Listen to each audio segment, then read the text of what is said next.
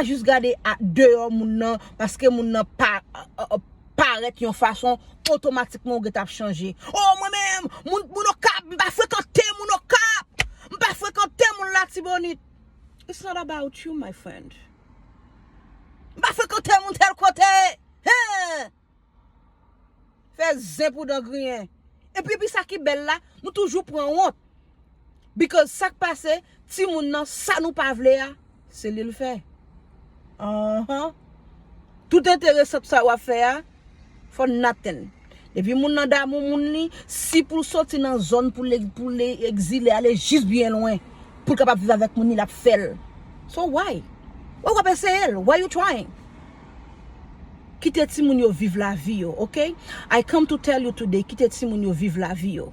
Ou fait pour ou fait vie pour déjà, ou vivre la vie ou déjà, it's okay